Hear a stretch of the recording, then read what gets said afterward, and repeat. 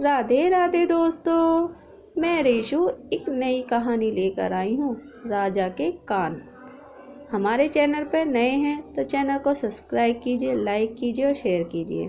एक समय की बात है, भारत में एक राजा रहता था। वो अपने आप को बड़ा ही सुंदर समझता था और उसे अपने ऊपर बहुत घमंड था।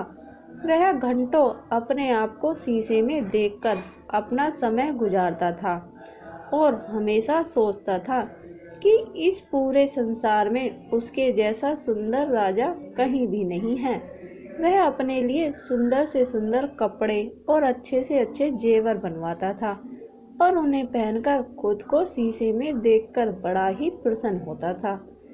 उस राज्य की सारी प्रजा उससे बड़ी परेशान हो गई थी, क्योंकि वह प्रजा की समस्याओं को सुनने के बदले प्रजा से यह पूछा करता था कि वह कैसा लग रहा है, और हर दिन एक से बढ़कर एक नए नए बालों के स्टाइल बनाकर दरबार में आया करता था, जिसके कारण उसके कान पूरी तरह से उसके बालों और जेवरों से ढके रहते थे और प्रजा की बात उस तक नहीं पहुंच पाती थी।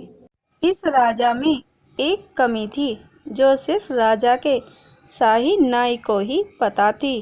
वह बात यह थी कि राजा के कान बिल्कुल गधे के कान जैसे थे और इसके कारण वह अपने तरह तरह के बालों के स्टाइल बनाकर अपने कानों को छुपाता रहता था। शाही नाई का नाम चंगू था। चंगू अपने परिवार के साथ जंगल के किनारे एक छोटी सी झोपड़ी में रहता था। उसके साथ उसकी पत्नी भी रहती थी, जिसका नाम विमला था।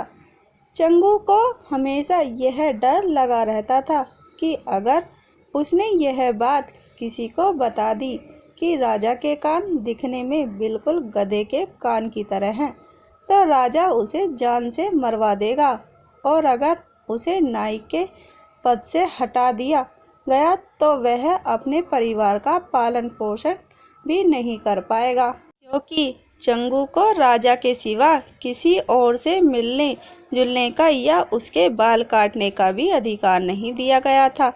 राजा के बाल काटने के बाद वे चुपचाप अपनी पत्नी के साथ गांव के किनारे जंगल में बनी अपनी छोटी सी झोपड़ी में रहता था। चंगू इस डर से कि कहीं उसके मुंह से यह बात निकल न जाए, राजा के कान गधे की तरह हैं, वह खुद भी किसी से नहीं मिलता था।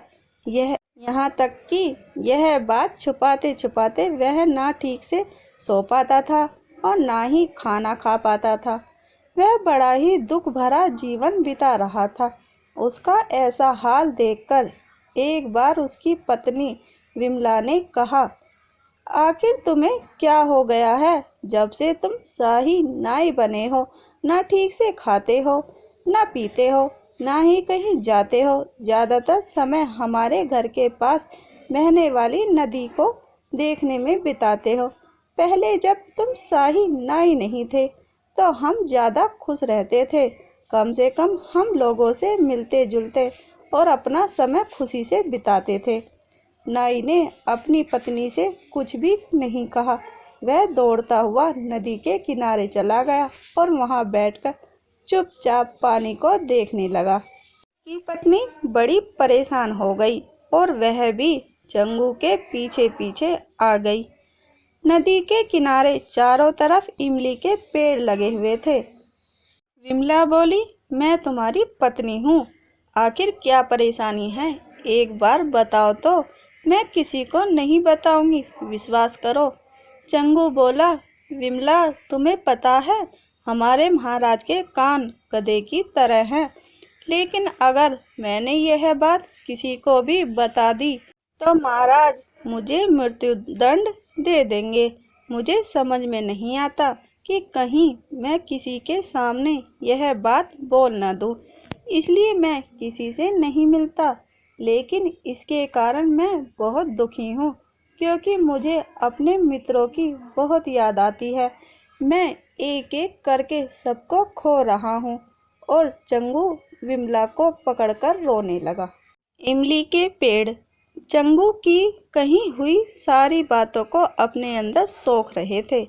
चंगू की पत्नी ने वादा किया कि वह यह बात किसी को नहीं बताएगी, लेकिन जल्दी ही वह यह बात किसी न किसी को बताने के लिए बेचैन होने लगी।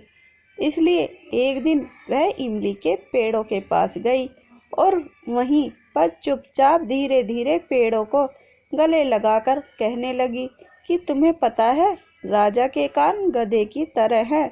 और इस तरह से यह बात पेड़ों को बताने के बाद उसका मन शांत हो गया और वे अपने घर आकर बैठ गई। कुछ ही दिनों में शाही उत्सव आ गया और ड्रम बजाने वाले अपने अपने ड्रम लेकर महल के चारों तरफ खड़े हो गए और जोर जोर से ड्रम बजाने लगे। लेकिन यह क्या हुआ कि ड्रमों के अंदर से एक ही आवाज आने लगी, राजा के कान गधे की तरह हैं, राजा के कान गधे की तरह हैं। राजा यह सुनकर बहुत डर गया और उसने तुरंत ही शाही नाई को बुलाया। चंगू ने राजा को सारी बात बताई और कहा कि उसने यह बात इमली के पेड़ों के सिवाय किसी को नहीं कही। राजा ने ड्रम बजाने वालों को बुलाया और उनसे पूछा। राजा को सारी सच्चाई का पता चल गया। वे जान गया कि उसकी सच्चाई को पेड़ों ने अपने अंदर सोख लिया और जब उसे ड्रम बनाया गया तो ड्रम की लकड़ियों से यह आवाज़ निकलने लगी।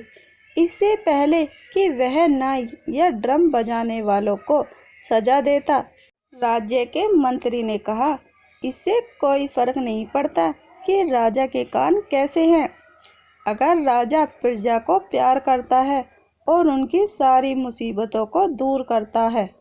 राजा को सारी बात समझ में आ गई और उसके बाद वे संसार का सबसे अच्छा राजा बन गया और उसकी प्रजा को फिर कभी कोई दुख नहीं हुआ और किसी को यह भी याद नहीं आया कि राजा के कान गधे की तरह हैं।